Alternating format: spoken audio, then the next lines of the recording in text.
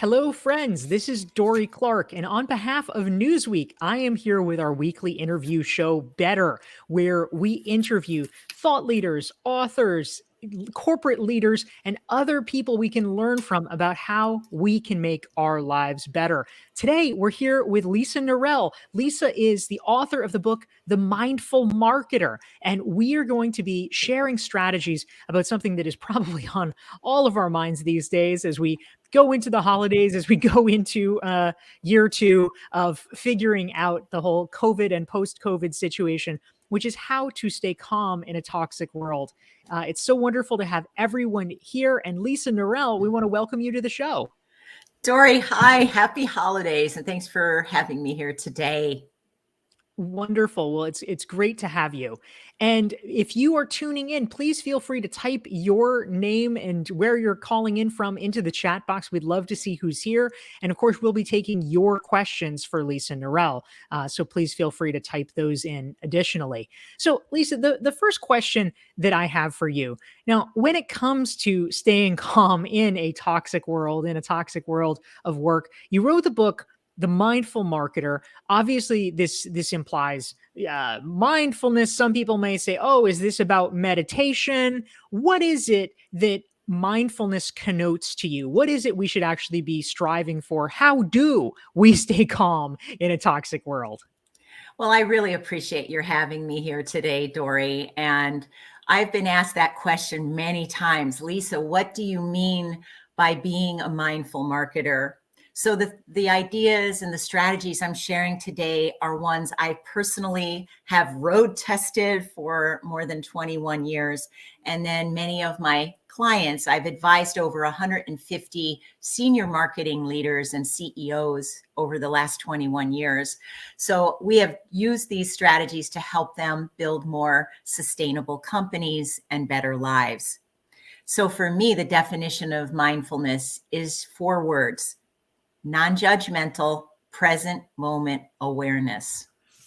And if COVID hasn't taught us anything, it's being able to notice our thoughts, being able to observe where we're at the present moment while Omicron is showing up, or while we do our 2022 business planning and we're stressed about headcount or whatever those stressors are, is to just say and name it and say, Dorie, this is a very stressful time for me, and I'm feeling some anxiety.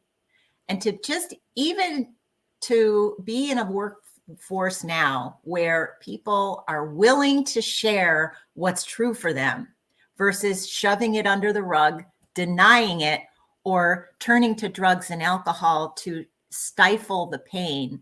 I'm all for meditation versus self-medication. Amen to that. Yes. We are here with Lisa Nirell. She's the author of the book, The Mindful Marketer. If you want to learn more about Lisa and her work, you can check out her very helpful resources at themindfulmarketer.com. And I wanted to just take a moment to welcome some of the great friends that are tuning in from around the world to join us. We've got Todd here from New York. We've got Kimberly from Tennessee. Anil is here. Nancy from the UK. Mubina is in Pakistan. We've got Kristen from Dallas. Elen is here from Queens. Patricia is here from Denmark. We have Owen Nils from Austin. Karen's here from Boston. We have Alexandra from Berlin. Japar is here from Basel. We have Carol from Missouri. Rolla from Jordan. Kayla from mid-Missouri. I like that specificity. And many more. So we're so happy to have all of you friends here.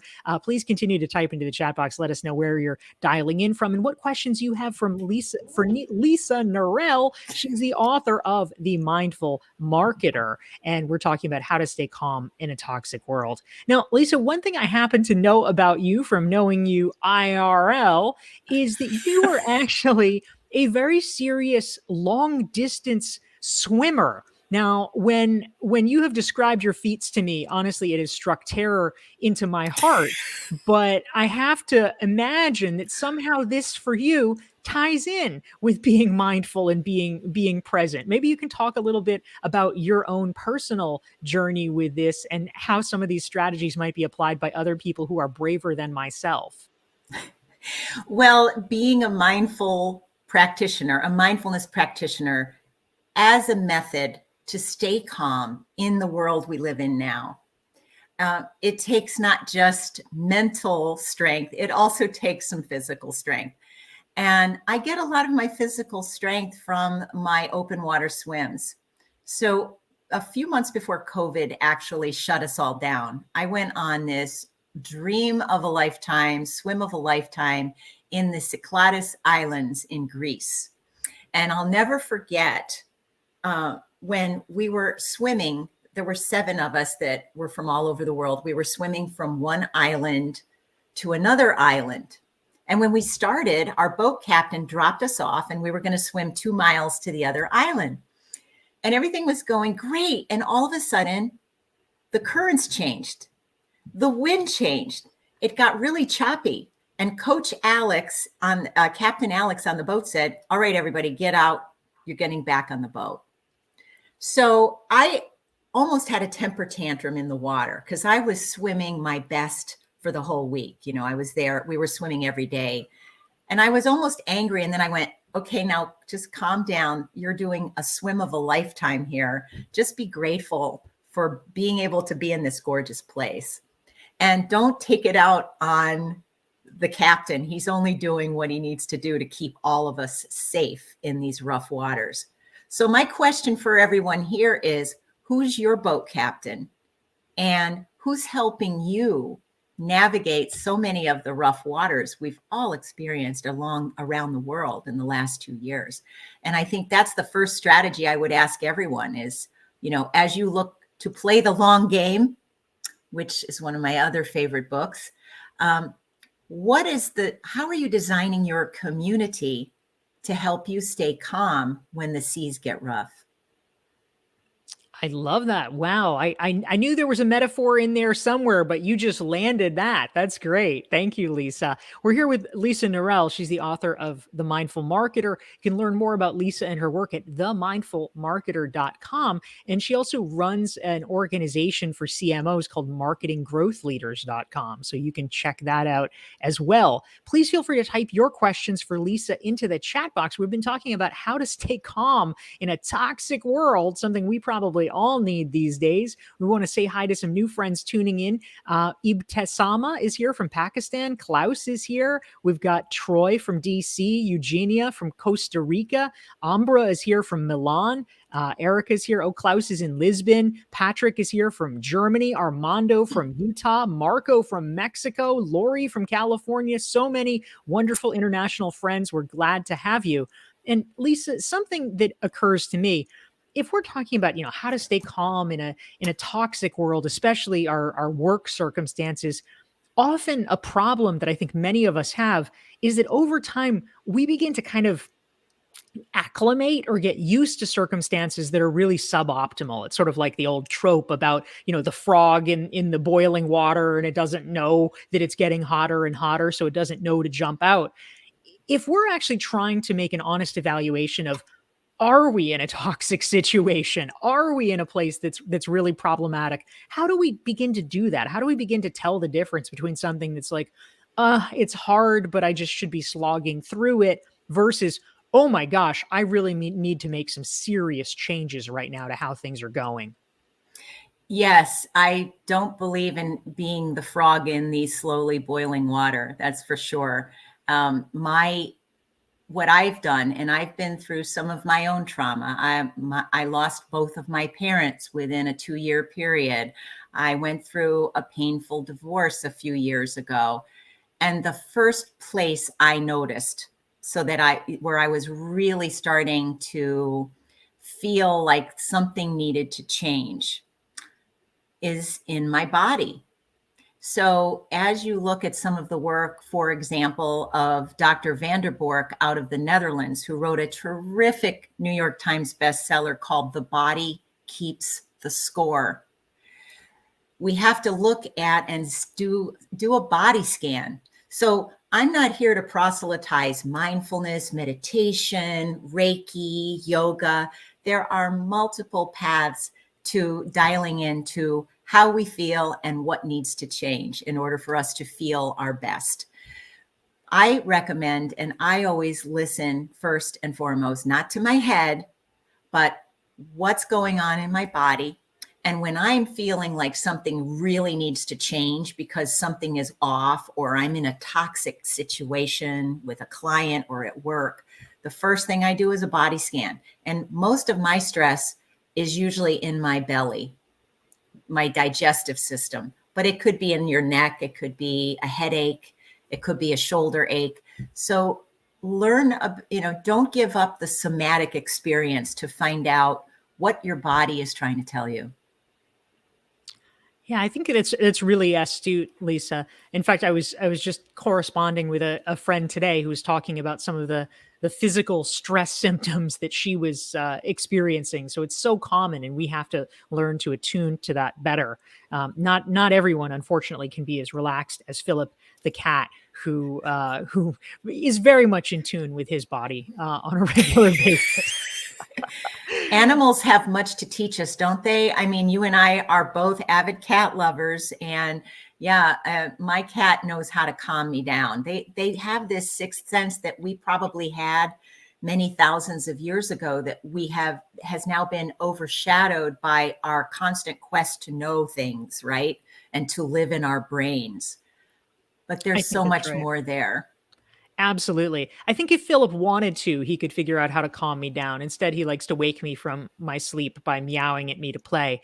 But perhaps when he's a more mature young man, he will apply his skills differently. But in the meantime, we're here with Lisa Nirell. She is the author of the book, The Mindful Marketer. We've been talking about how to stay calm in a toxic world. We want to say hi to some of our new friends tuning in. Luis is here from Mexico. Kelly's in the house from Boston. We have Musa Baudin from Nigeria, Helena from Berlin, Jahangir is from Pakistan. Pakistan is really representing today. Thank you, Pakistan. That's great. Jeffrey from Florida, Adedoyan is here from Lagos. Hello, Vandita from New Jersey, Ruchi from India, Akil from Turkey, and many other friends. So glad to have you here. And a question, Lisa, came in for you from Carol, and she really liked your boat captain metaphor. She says, I manage a team of 11. I'm the boat captain, but I hear toxic comments from above and it trickles down, and the frontline staff hears them.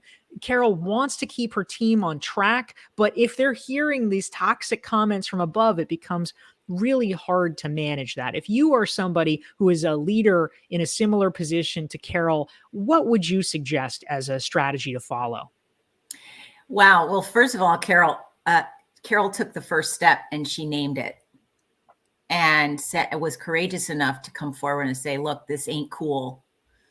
And this is affecting the team. So the first thing is, that I learned when I studied mindfulness 21 years ago is to accept what is the current state, and just name what it is with equanimity, right? Without any big pot emotional charge or drama. Now, you have many choices here, Carol. The first choice you would have is to sit down with one of the most trusted executives who might be saying these things, pull them aside in private and say, here's what's happening. When you do this, this is the impact, and let them respond. Just listen. And if they're either going to acknowledge it and say, yeah, maybe we should do that, say things differently around here, or they'll be in total denial, at which point, you've got a career choice to make. So see where the conversation goes, and whether any of those executives are willing to accept and take ownership of the consequences of their actions. And then you will know from a career perspective whether you can have an impact. You need to put your head down and pretend it's not happening, which I never suggest, but some people do for security reasons. Or option 3, find a better work environment. Because Dorie, you and I both know people do not leave companies. They leave their bosses. Exactly. So true, Lisa, and really helpful advice. Thank you for sharing that. We're here with Lisa Nirell, author of The Mindful Marketer. If you're enjoying this conversation, hit the like button and hit the share button so that your friends can learn from Lisa's insights and spread the wisdom about how we can all do better at staying calm in a toxic world. We have a lot of wonderful friends from around the world tuning in. We have Annette from Southern California. We have Rafiq from India. Cyril is here from Paris. This is great. Yvonne is here from Mexico. We have Chukwa from Nigeria. And a great question came in, Lisa, from Anna from New Hampshire.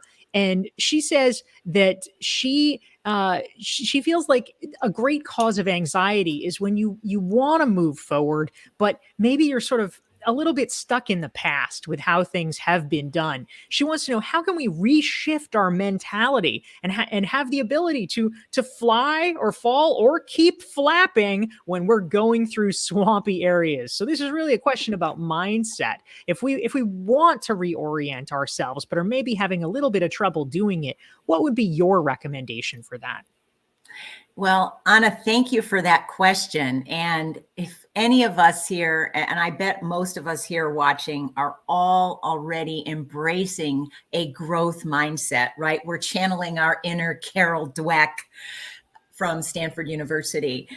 Here's one of the things we know for sure is that we are all going to have moments where our mindset gets in the way of having a breakthrough. It happens to everybody. I don't care where you sit in your business or what your career looks like. We all get stuck and sometimes paralyzed. And as we look at the many myriad longevity studies that have been done, what are the three core success principles for anyone who wants to thrive and deal with the day-to-day vicissitudes of work? The three things we've got to have in place, one of which I already talked about, which we accomplish in the Marketing Growth Leaders CMO community. And that is surround yourself with a community of like-minded people who can call you out, Dorie, and say, hey, Dorie, you've been swirling around in the ocean here. You're in an eddy. Got to help you. Do you want to get out of the eddy or do you want to stay in the eddy? So that's number one. Number two, your wellness, your physical wellness, your diet, your sleep, your exercise. Do you have the fortitude to recognize when you're stuck? And number three, you've got to have some kind of purpose, whether that's to build a beautiful family, whether it's to make the world a better place, as we've seen with Patagonia this week, in their donating $10 million on Black Friday. Whatever your purpose is, those three things, if you can work on those every day, then you'll have what I call rapid discovery, rapid recovery. I hope that's helpful, Anna. Please tell us in the notes. And also, I recommend, Dorie, people go to themindfulmarketer.com. We have loads of free tools and guides that we've built for these exact questions. Fantastic, Lisa. Thank you so much for that. And hello to some new friends tuning in. Altair is from Sao Paulo. We have Madoda from South Africa. Micah is here from the Philippines. This is fantastic. So all kinds of people from around the world. Scott is here from Alberta. Welcome, Scott. So we're thrilled to have you. Eduardo is here from Portugal. Now, Lisa, you're mentioning the website, The Mindful Marketer. You're the author of a book by that name. We've been talking a lot about the mindfulness piece of this equation. How do we stay calm in a toxic world? I want to tune in for a moment to the marketing piece of the equation. Now, what does marketing have to do with this? What does it mean to be a mindful marketer specifically? And if, number one, what good does that do? And number two, how might we better aspire to that? If we were to say, yes, I like the idea of being a mindful marketer, what does that even look like? Well, it looks like most of our wonderful audience here all have careers and most likely are intrigued by how can I be mindful and calm with customers and with people who are our stakeholders within our organization. And that's what drove me to write the book, The Mindful Marketer, is I said, is there a benefit? Are there organizations out there who are practicing mindfulness principles and noticing an improvement in customer retention or in generating sales with great customers and closing business with their ideal customers, right? And I found that there was a connection. And, I think back at the former chief marketing officer of Expedia, and she worked with me on the book in terms of being one of the people I interviewed. And she noticed that employee engagement scores were really bad. And people were over addicted to their phones, and they were coming to meetings, constantly checking emails. And she changed a lot of their internal rituals. She saw employee engagement scores grow something to the effect of 80% in improvement. And she said, well, if our marketing teams can start being more mindful about how they use their time and how they communicate with each other, what might be the impact on our customers? And, that's part of the reason that they then saw a huge spike in sales and growth at Expedia. I think for sure it was a contributor to their success. So there are multiple examples of this in my book of leaders who said, let's use some of the basic principles of self-awareness, of having poise by beginning with a pause, before we press the enter key or send key on our keyboard to send that negative email or message or text. How can we use some of these principles in how we connect with our audiences? Yeah, that's really helpful, Lisa. Thank you very much. Again, we are here with Lisa Nirell. If you want to learn more about her and her work, you can go to the mindfulmarketer.com. And if you want to make sure that you never miss one of our weekly conversations that we have here for Newsweek on our show Better, it's 9 a.m. Pacific, 12 p.m. Eastern, 5 p.m. in London, go to my website, DorieClark.com. You can sign up there, download a free self-assessment. You will be added to the email list, and you will get reminders about these amazing conversations. We have been here talking about how to stay calm in a toxic world, and our guest, Lisa Nirell, has been sharing her insights. And Lisa, something that I am curious about, and probably a lot of people are, we had a great question come in from Lesia. And, when we think about how do we find our own sense of centeredness, our own inner calm, despite all the things that are going on around us, which is always a challenge. In many ways, this actually ties in, one might argue, with our sense of purpose. And Lesia wants to know, what is your advice if we're not sure what our purpose is? How do we find it? Or is this the right question to be asking? How would you say that questions of purpose tie in with being able to be mindful and find meaning in what we're doing? Lesia, thank you for that great question. Let's see, Dorie, what do you think we can accomplish in 60 seconds or less?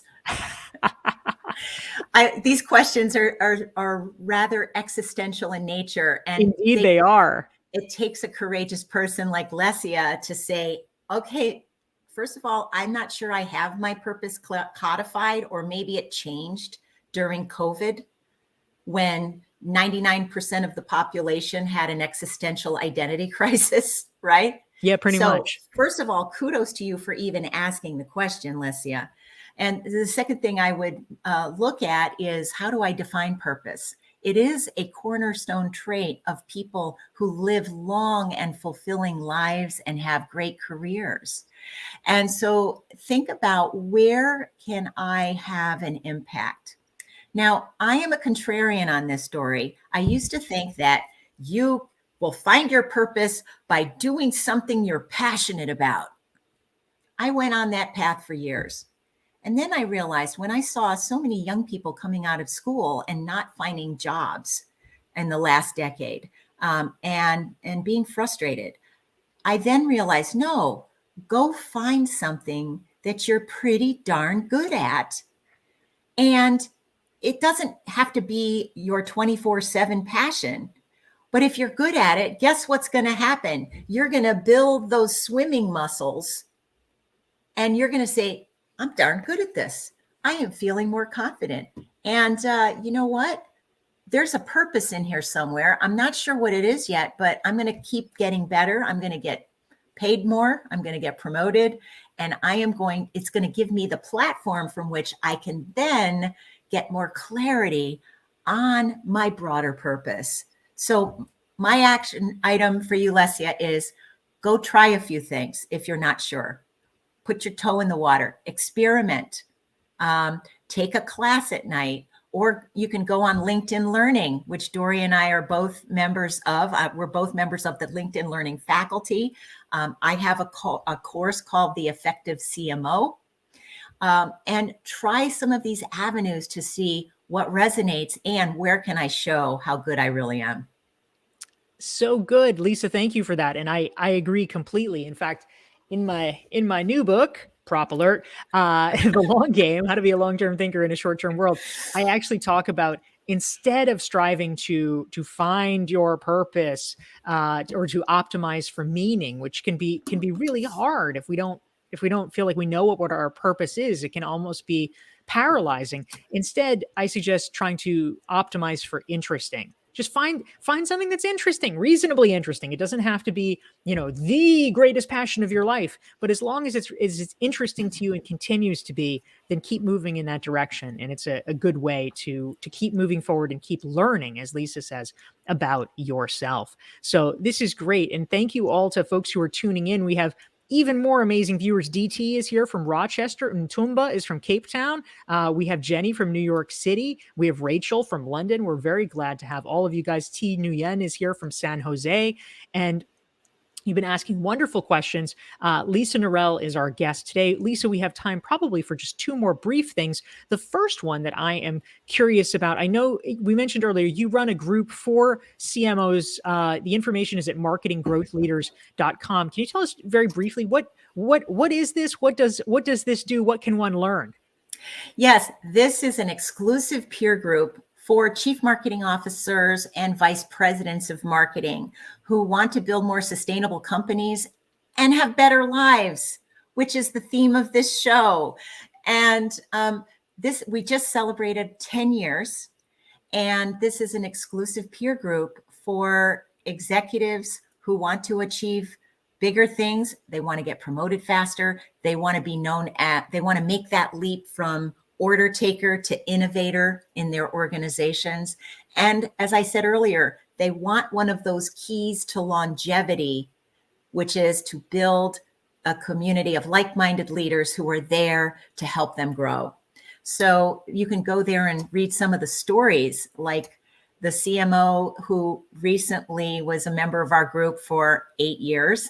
And she used our group and helped our group as well, and brought her strategic marketing and leadership challenges to the group, solved a lot of them a lot faster. And then we helped her get positioned for a broader role as a COO with a multi-billion-dollar real estate company. Way to So go. it's been those are the kind of success stories that we share on a regular basis. So people can learn more and go to marketinggrowthleaders.com. Fantastic. So folks can go there. They can also learn more at the mindfulmarketer.com.